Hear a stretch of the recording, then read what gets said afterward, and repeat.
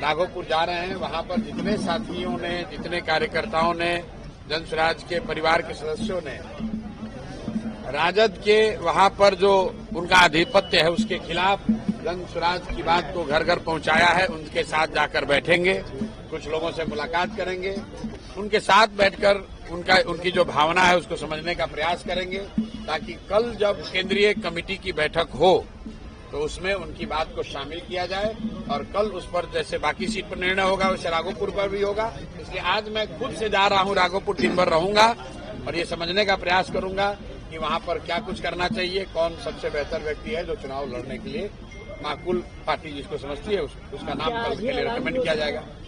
ऐलान तो भैया पार्टी करती है, पार्टी टिकट का ऐलान तो मैं नहीं करता हूँ। पार्टी सही रहा तो क्या आप चुनाव लड़ेंगे वहाँ से?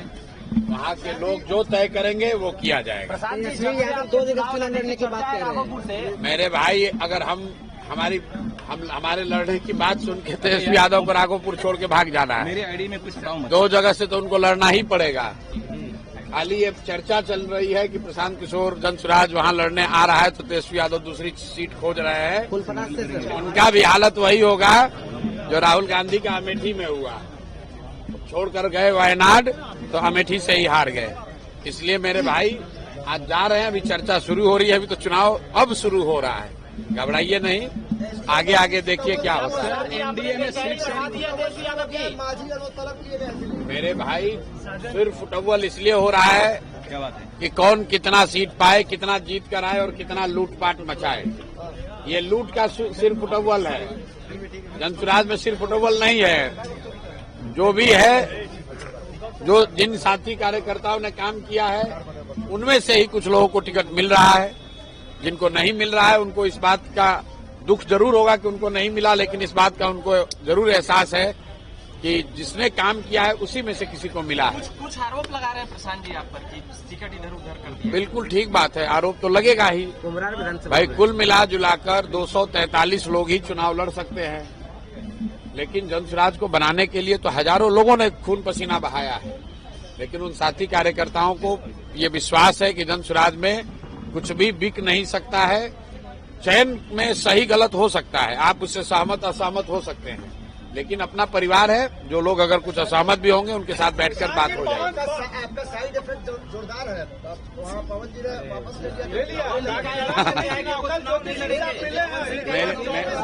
मेरे भाई, आपका इफेक्ट है, मेरा इफेक्ट कुछ नहीं है।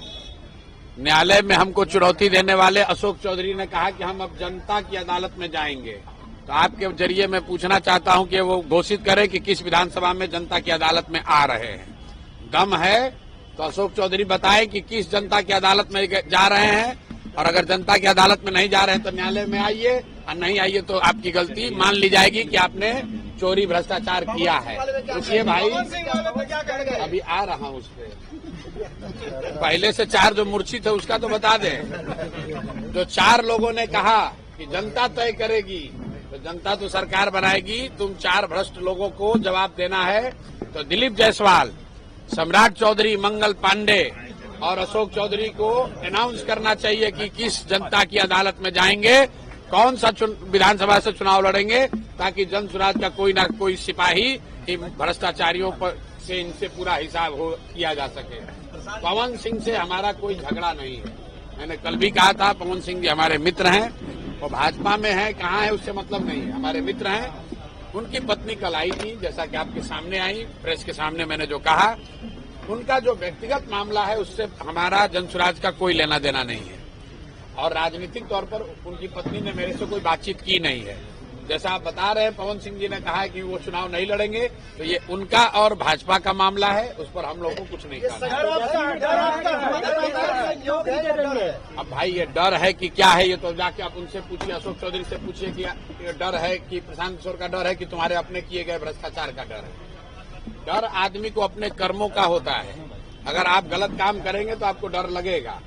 हम लोग गलत काम नहीं करते हैं, कोई डरने की बात नहीं है। आपसे डर गया, हमसे क्यों डरेंगे भाई? हमारे कोई पवन सिंह से थोड़ी झगड़ा है, हमारा पवन सिंह से कोई झगड़ा नहीं, हमारे मित्र है।